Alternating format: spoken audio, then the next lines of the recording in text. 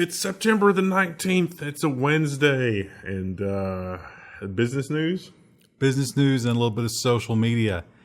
And we start out, we were joking that we should introduce this as this week's, there's no way this is not bribery. Yeah. It's so we've covered this before. The Farmer Lobbying Group, which is a lobbying group for farmers' best interests, supposedly, sells out farmers and helps enshrine John Deere's tractor repair monopoly. So the Farmer Lobbying Group agreed to help lobby for a version of the right to repair law written by John Deere, which makes it really hard for farmers to actually repair their tractors. At the heart of this... Or get parts or documentation. But at the heart of this argument is the software portion. Yes. Because there is software in the tractor, much like there's software on your computer, that will try and prevent you from using it the way that you want to use it.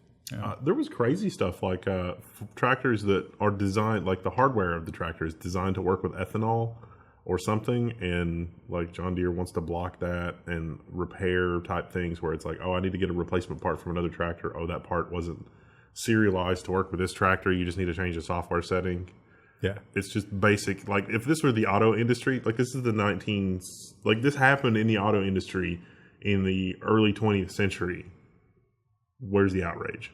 Well, that's one of the arguments they make is farmers are like, hey, these are essentially cars, right? I mean, they're not wildly different than a car. These laws should apply to you. And they're like, oh, no. These aren't cars.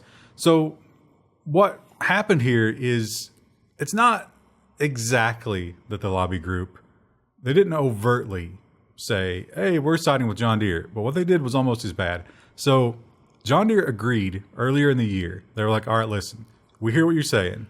Concessions. We're willing to do these 6 things to give you what you want. And so they were going to give them documentation. They were going to... Everything but actual spare parts. They were going to make the specs on some parts available. They weren't necessarily going to sell them to you. But there were these 6 things they were going to do to sort of concede to give the farmers some control. It didn't include software. The software must stay in place, they said. So the lobbying group put out this announcement, and they're like, oh, we've made a huge advancements. We've gotten them to agree to these 6 things. The same 6 things that they had already said they were going to do on their own. And in exchange, they weren't going to go after them on the software part. So basically, they caved in and gained nothing. Farmers are going to have a real hard time fixing their tractors. Terrible. It's crazy because a lot of farmers are like really actually very smart and very ingenious with the implements that they use to build it, to solve the problems. They had a little infographic. If you click on that link and go to the bottom of the article, the infographic is basically saying, listen, you're too stupid. These tractors are so advanced. A moron like you could never hope. You're only going to damage it. So just don't bother. Just bring it into us. And it's very expensive. And there's also a logistical thing. Like these tractors are huge. No one has a truck big enough to run it out to the John Deere dealership. If they have to come to you, that gets crazy expensive. Well, they're just making sure that they'll have something in place for the John Deere service robot that you order from Amazon, and then it's deployed as a remote hands for somebody in India to repair your tractor. But then who services the service robot? That's another thing you buy the year after. We talked about Google in the last episode and the Dragonfly search engine, which basically they're tracking everyone and giving in. One of the things that I forgot to mention on that last story, one of the blacklisted words is Nobel Prize. They don't want their people to know about the Nobel Prize. Well, at least one guy at Google is fed up. The senior scientist from Google has resigned over forfeiture of values in China. So this guy's upset about not working with China, but the fact that they're not working idealistically. Like they're not sticking to, I don't know, whatever idealistic values that they have as a company in working in these foreign markets. It's the pursuit of business as opposed to the pursuit of using technology to elevate all of humanity, I guess. And he is a high-ranking guy in the search engine portion of Google. You get the impression he will be missed. Yeah. Because, and he, it wasn't like they forced him out because he disagreed. they definitely wanted to keep him, and he was just like, no, I'm not being a part of this. And so he claims he knows of at least 6 other people that have done the same thing. Some of the, not from this article, but some of the messaging from Google is around this in general, not just from his departure, but how employees are handling it, suggests that employees are, while they may be idealistic, that they're also naive. And I'm not sure if that's like that may be a very bad attitude for Google to take, because it may lead to more departures. I'm sure there's some truth to it, because Jesus Christ, we've got some naive people talking about, you know, the matters in the world, and they believe that love will triumph. Well, for all. example, they believe that we can have American idealism when America itself doesn't. There's a callback. Yeah. But yeah, I don't know. I think this guy is going to get great press from this. Well, he already has. And his value just went way up. Some other company's going to gobble him up. And they're going to be like, we're good to our people. And because he wouldn't work for us if we weren't. And he's going to make more money. So good job. Good job being the first rat off the ship, or one of the first high profile rat. Well, here's a problem that we've all faced. And I had no idea that it was this widespread. But of course, you know that everybody deals with it and everybody hates it. Almost half of U.S. cell phone calls will be scams by next year, report says. More than half of my calls right now are scams. Well, they said it's something like, I think it's in the 40s, or will be by the end of this year, and then it'll break 50% in 2019. Well, it's because it doesn't cost anything to call people anymore, because no one wants to use the phone because it's inefficient and dumb. Yeah, they talk about the people they polled to get those numbers. Everybody admitted, if I don't know that person, if I don't know the number, I don't answer it. Which is why everybody's spoofing the caller ID now. Yeah. And old people are probably just, because they're of that mentality. It's like, oh, what if something's wrong? And they're just getting battered by these people. It's terrible. Somebody's going to have to send an email. Well, if they have it. But yeah, it's just going to get worse. And we don't really have a plan on what to do about it, because they're spoof numbers. And how do you combat that? They did get 2 arrests this year, I think. Yeah, the guy in Florida was fined like $3 or $4 million, but he immediately went right back to doing it. And I think they arrested him again. But he probably gained money net. Probably. Even after all that. Probably. So, yeah, crazy.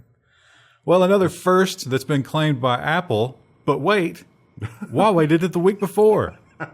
Apple and Huawei both claim that they are the first with 7-nanometer smartphone chips. And this is TSMC. This is I don't know what to make of this, though, because TSMC is going to be making 7-nanometer stuff for everybody, because them and Samsung are, I think, the only people that have figured out this process. I mean, you know, the Global Foundries, we found out that their 14-nanometer process was basically borrowed from Samsung, maybe with a couple of tweaks, maybe not. And so this 7-nanometer process, we've got AMD lining up for 7-nanometer processes, Huawei, Apple. Apple is militant about their deals. So I really wonder what kind of a deal Apple has struck with TSMC for this production, and if it will create supply problems for TSMC's other customers for that 7-nanometer process. It's also weird that they go out and announce it as if they did something. Yeah. You know, it's kind of like I've got a nicer looking car, and a lot of people are like, oh, that's a really nice car. And it's like, how do you respond to that? It's like, oh, yeah, I designed it. I had the good sense to buy it. Yeah, right. It's like, they won't take just anybody's money for one of these, let me tell you. But I guess it's impressive to some people. Apple's like, we were the first to make use of the technology. And it's like, come on, don't be disingenuous. No. Well, whereas Apple and Huawei are the first to get to a milestone of 7 nanometers, Microsoft, as usual, is the first to think up ways to annoy us.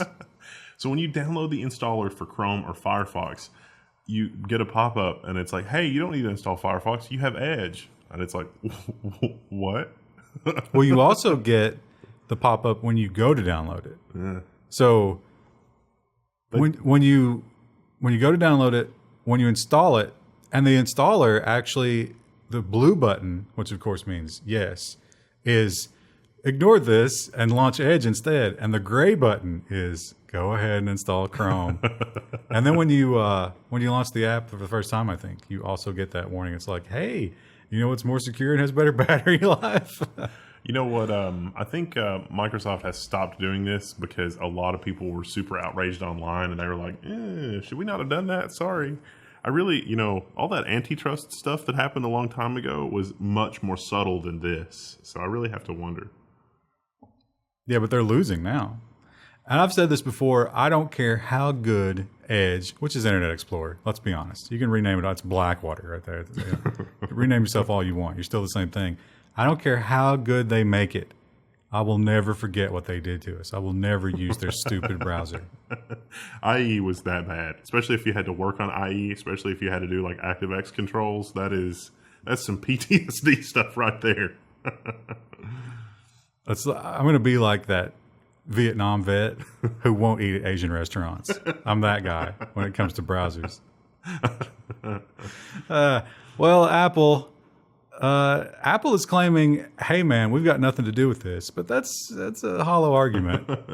Apple is deleting bought films from iTunes accounts and don't expect a refund. So if you bought a movie on iTunes and Apple no longer carries that movie. No, it's the movie studio that no longer wants you to have access to it. Well, I think it's the stuff that I read said that the movie studios were just removing access to those movies from iTunes in general. Right, exactly. So what is not clear, and I try to figure out, is if you had already downloaded the movie and it was in your library, if you got to keep it. I think that it wouldn't let you, like it doesn't show up for you to download anymore when it's removed, but if it was already there, does it stay there? Because I think those are different things. Now, I remember when the ebook stuff happened, they deleted them. So I don't know. They've also talked about sometimes you'll buy a 4K movie, which is more expensive than HD, but the movie studio will be like, we don't want to offer that in 4K anymore, so your 4K is downgraded to HD. Yeah, that seems like that's some 1984 level stuff right there. Well, it's a different product, right? Yeah. If you can charge a different price for it, it's a different product. Then it's not fungible. There's a word you can look up. And one guy reported that he called him up, and they were like, I'm sorry, you bought those so long ago. The best we can do is to give you a $4.99 rental credit in exchange. Some people did get refunds, so I guess you just got to keep harassing case by case. That's really annoying, though, because that makes you want to download your entire iTunes library and keep it local, if you can keep it, or convert it to another format that can't be taken away from you, because, I mean, that's a property right. Like, isn't property rights like the foundation of American law? It seems like you could take them to the cleaners for that. Well, when it's digital, not really property. Everything's off the table. Well, for this next story, I think we'd have to ask, what the fuck is wrong with PayPal? PayPal's crackdown on ASMR creators should worry you. So this is, of course, Engadget reached out to PayPal, and PayPal said, we have nothing against ASMR. It's just sexual content that we have problems with. But a lot of the ASMR providers that have been cut off were not doing that type of content. I don't understand. I've not watched or listened to these. So is it like moaning? Is that the sexual ones? No, yeah, some of them. But there are ASMR videos of people like using a Model M keyboard. But I'm saying the sexual ones. Like, is it somebody with a boot stuck in a mud puddle? Is that the sound? Maybe, I don't know. I didn't do that much research into it. It's easy to imagine things like that, but some of the creators there, like the descriptions of the videos are just things like the sound of brushing hair, the sound of I've seen hair brushing, like the sound of a makeup brush going over the microphone, the sound of chewing gum, the sound of, and so it's just like chewing gum. This Engadget article is very long. They go way into the whole ASMR thing, and they do talk about how it has been proven. Again, we'll talk about the scientific studies, the state of that. Who can prove anything at this point? But it's been proven that people with anxiety and stuff like that are helped by these kinds of videos.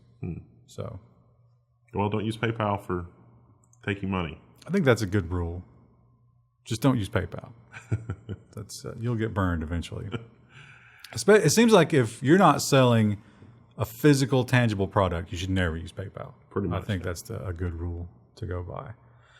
Well, not to be outdone by Apple, Google said, "Oh, you want to delete some movies? Well, we're going to change some stuff too. Go do it." Google accidentally remotely changed the settings on a bunch of phones running Android 9. So battery saver just mysteriously turned on for a whole bunch of Android 9 users. But why does that capability exist? Like the guy that wrote this article is not freaking out enough about that capability being there in the first place. There's actually a quote. If you scroll down, there's a quote in the article that's like, I mean, I guess this makes sense. It makes sense Google has this capability, but it shouldn't have happened. It doesn't make a sense. No, it doesn't make sense that Google has this capability. What is wrong with you? Well, he defends it, or I guess maybe he's just parroting what they said. But the defense is both iOS and Android have this capability so that if they discover that there's some terrible app at work that came from their app store, they can remotely destroy it. Of course, if they find out that, what if you're in China? Putting on power settings? I mean, they can destroy it by changing the system settings is maybe a little deeper than that argument can go to defend. I think you maybe have failed as an operating system designer if it's like, let me change the power settings on my local device here, and it's got to do something in the cloud. Well, I mean, how long has Microsoft been doing that on the desktop? Not since Windows 10. I mean, before Windows 10, there was not really a lot of cloud anything. I think Microsoft is trying to get to where Google is, and they're doing it ineffectually. But I would say, with the updates resetting everything is what I'm talking about. Yeah. So it's essentially Windows the 10. Same thing. Yeah. And you can kind of stop that from happening, but not forever. Yeah. So time to go totally open source Android. Get rid of this cloud connect. But you got to deal with the phone providers, and they're not always going to let you do that. It's literally the worst of both worlds because, like, if you could back up your settings and your phone and like maintain your exact phone's state in the cloud, there would maybe be some benefit to the user. But as it stands, Android is kind of trash for that. I mean, at least iOS does that fairly well in terms of like application state. But if it's like my phone is lost down a toilet or something and I just go get another phone and I sign into it, it should bring me back to where I was. And it'll do that for things that are actually in the cloud. Things like, I guess your email and your contact list and your calendar and that sort of thing. But for all of the little settings and preferences and all this kind of stuff, clearly that shows that they have the capability to store that in the cloud, and they aren't. And that's why I'm pissed off. Well, we haven't been hearing very much from the crypto people. And that seems like a good thing, right? Because, they're militant. And they love to leave comments. We're not hearing from them because it's Harry Carey. Yeah, we're not hearing from them because they've crawled back to their holes. They are deeply in shame. Because it's not good. It's not a good time. I don't think the crypto people are going to be buying the $1,200, RTX 1080 Ti's or 2080 Ti's either. Because, good Lord, that's just how would you ever break even? Are those demonstrably better at mining? No one knows yet. Yeah, that's. It'll be interesting to see if NVIDIA, did they try to focus on that? Because they probably shouldn't. I think they've learned. I would say that based on the fact that it has two 8-pin power connectors, that it is unlikely that those will be good for mining because you would want power efficiency for mining. And so it's like, as a generational leap, would this actually be better? There's no process shrink with the new graphics cards. So maybe the 10 series cards, if the 10 series cards were like on super sale, then maybe that would come back for mining. You get the same coins, but they're much more lifelike. Well, was it last week we talked about Stop Bezos? I don't know, it might have been the week before. But the government is paying attention. Trump has been after him for a long time about paying his taxes. Now the other side of the aisle is coming after him, and Bernie Sanders. He can't win, so he needed some good PR. He's going to do $2 billion of charity work. So, woo. Can you not pronounce that word? Philanthropic. There you go. So, yeah, this is going to be preschools and something else for young people. But there's an interesting quote here because he relates the preschooler to the customer. And a lot of people are like, oh. And it definitely seems like, it's going to be branded. And they're just going to be like, oh, look, the textbooks have come. Amazon Prime. Well, why wouldn't we use my distribution engine to get the... So, yeah, $2 billion, that is a lot of money, but it's not a lot of money to him. What's that, like 4% of his wealth or something? No, he's in the hundreds of billions, isn't he? Yeah. A net worth of more than $160 billion. Wow. So, this seems like something Lex Luthor would do. Well, he is the modern day Lex Luthor for sure. Yeah. But I think you do a great job of, first of all, it looks good. You know, you get some good PR. But indoctrinating kids, as we've seen, is the best way to do anything. And much like the Washington Post, you can shape opinion incredibly well with a newspaper. Imagine what you can do with a school.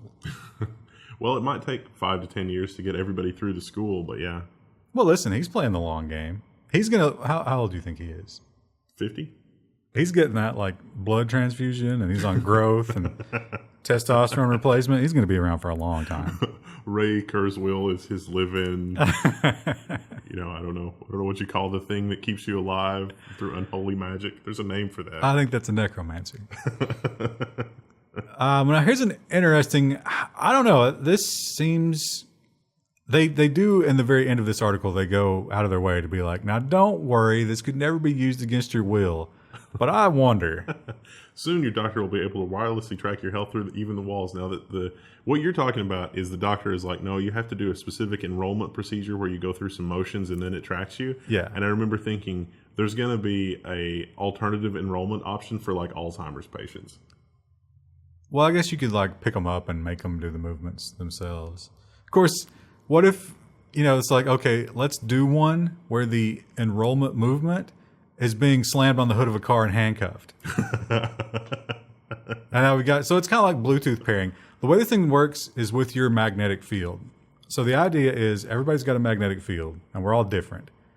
And this thing can recognize, can bounce signal off of your magnetic field and tell what you're up to. Actually tell a lot of health related things about you. Heart rate, breathing rate, blood pressure, remote blood pressure. So it's like a fitness tracker on steroids that doesn't require you wear anything. So we talked about the Apple EKG last week. This week is you don't even need that.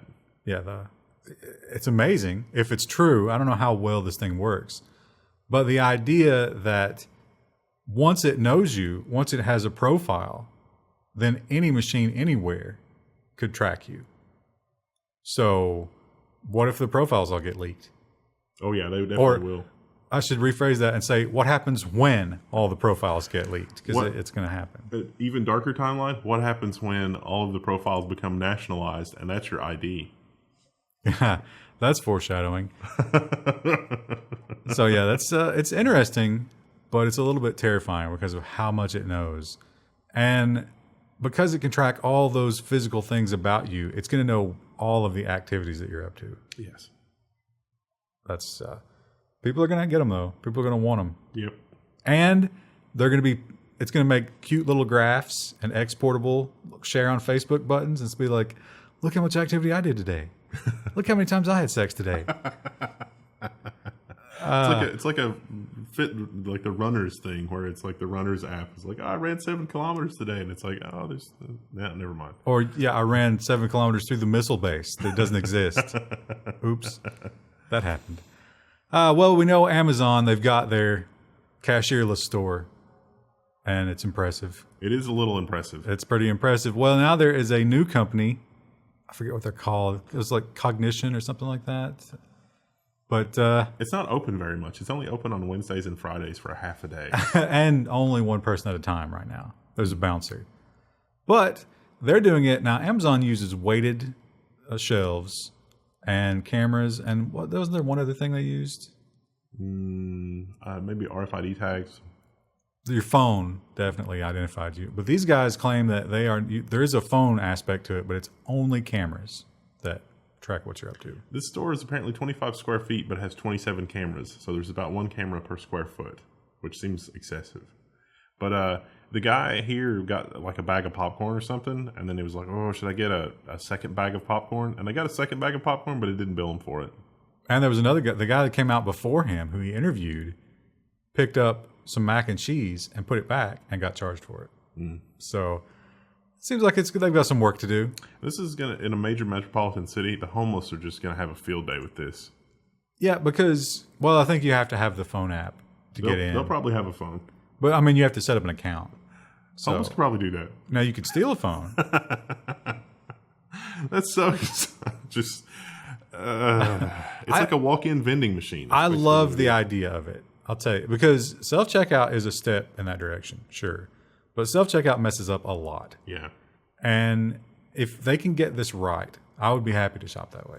I think that this type of technology requires that we sort of reimagine the grocery experience, because the ideal experience for me, like rethinking it from the ground up, is either that somebody just brings me whatever it was that I picked online and I don't have to think about it. Like I'm not comfortable with them stocking the fridge, but if there was a way to do that securely, like maybe the fridge is relocated to like the garage or something, maybe.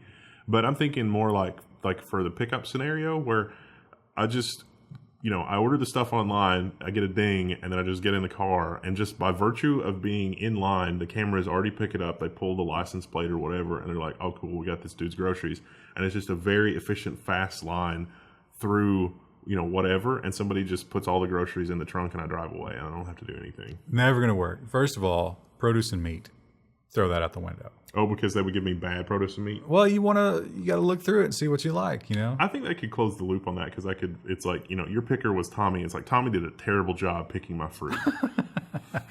But also, stores are never going to go for that, because they actually, our local grocery store that I like, apparently I saw one of those memes and it was like, you're old when you have a favorite grocery store. And I was like, oh, I totally do. But the aisles are bigger and it's cleaner. So they just did one of those whole store, rearrange all the shit. I hate that. It drives me crazy. But the reason they do that is because they want you browsing.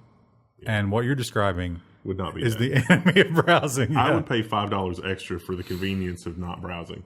That might make it up, but probably not. Well, one thing about Level 1 Techs, we are not big sports fans, unfortunately. Krista, I think, watches Overwatch esports. That's about as close as we get. From time to time, I will watch a sporting event. I'm not going to claim to be a huge fan or anything.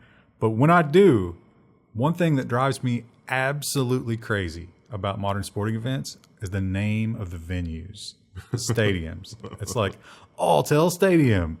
And it's like, how could I ever root for a team that has a telecom as the name of their stadium? That's like, the New York Satans. And that's what depresses me most about this next story.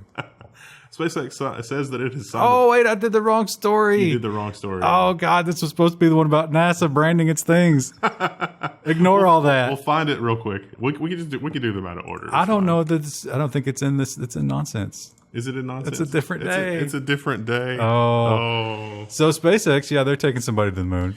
Well, by the time this news episode comes out, they will have announced who it is. But as of right now, we don't know who it is. He tweeted a picture of the Japanese flag.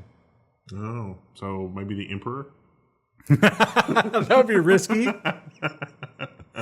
That will be the first Japanese person to ever go to the moon. That happens. And they're not going to touch down, obviously. They're just going to fly around it. Miyamoto is still alive, right? It's what do you think that's going to cost? Because they didn't announce the price. $3.5 million. That seems cheap. That does seem cheap. I think it's more than that. I hope not, because that would be a lot. But if you want to go and fly around the moon, there's now a possibility. Now, you think that's a +1? You get to bring a friend, bring your wife? Logistically, that'd probably be difficult. I mean, maybe. It would be, I don't know. It would be a cool experience to share with somebody. Think they give you one of those flamethrowers as part of your package deal? I worry, though, that some wealthy people, I don't want to say don't have the attention span for that, but I'm just contemplating, it's like the figure 8 thing like they did on the Apollo missions. And it's like, I'm not sure that those guys have the patience for that, because it's like they'll do the rocket ride and they're like, yeah, that was a lot of fun. And then it's like, well, now we have to sit here for the better part of a day or two just to do the figure 8 around the moon. You think they'll have a Nintendo Switch on board to keep you occupied? Something. You'd have to. But then how anticlimactic is that? It's like, I'm on my way to the moon playing the Nintendo Switch, and it's like, this is an historic occasion, so... maybe you could just play that old lunar lander game for hours on end until you get to the moon. Or you could watch Apollo 13 on a loop. Wow, how bad would it be if something went wrong and it's like, we lost these very wealthy people trying to do the moonshot thing? There'd probably be a pretty good insurance policy on that. Does the insurance policy pay out triple if you die on the way to the moon? Actually, that'd probably be an exception, right? You probably have to sign a waiver or something. Maybe we can get an Uber driver to take us to the moon. Well, unfortunately, we can't, at least in certain markets, because it's not working. Yeah, Uber is not paying their drivers, so the drivers are not driving. So now there's surge pricing in wherever they're having trouble paying their drivers.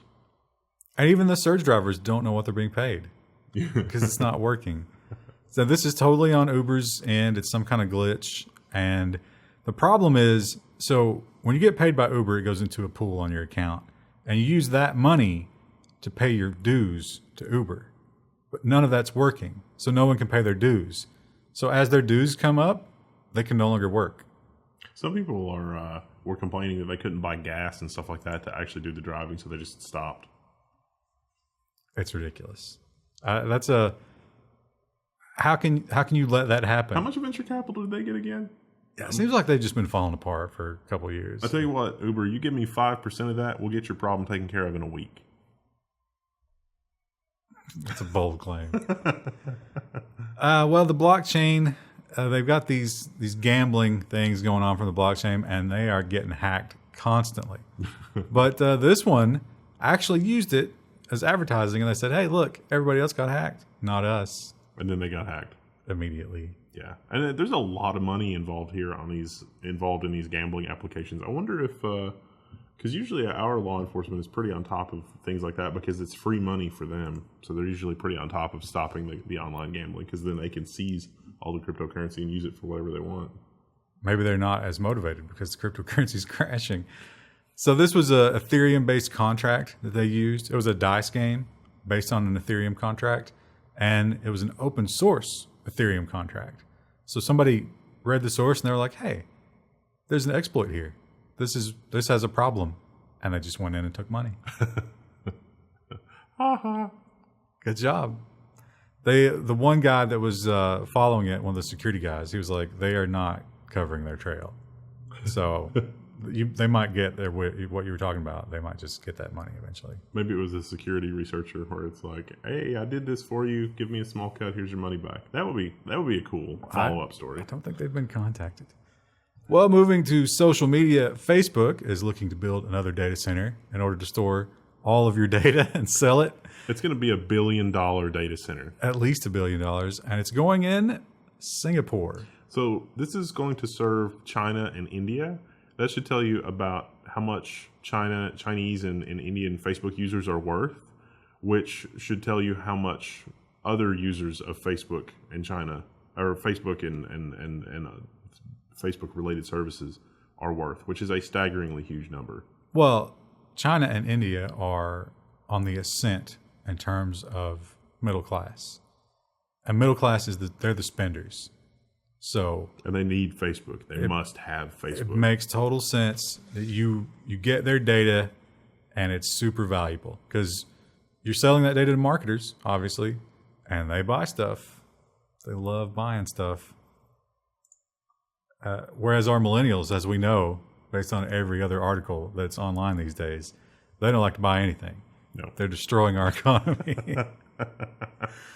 Well, Facebook has also announced that they're going to attack those filthy Russians as hard as ever. Now, this is the story. Okay, so after Facebook is working on fact-checking images and videos by actually analyzing the text and pictures, including memes. You're getting a little ahead of yourself here, but yes. So we talked about the deepfake thing, and as we all know, thanks to, is it 11 or 13 that goes after the memes? I think 11's the link tags, right? And 13 is the memes. So thanks to 13, our memes are in danger. I love... But not really. I mean... I love the new meme where it's like Article 13 compliant, whatever, and it's just a bad drawing. The darkest timeline is that they're getting these things passed with the fake outrage. Like they're wanting to pass something that's horrible, and they know that people will freak out.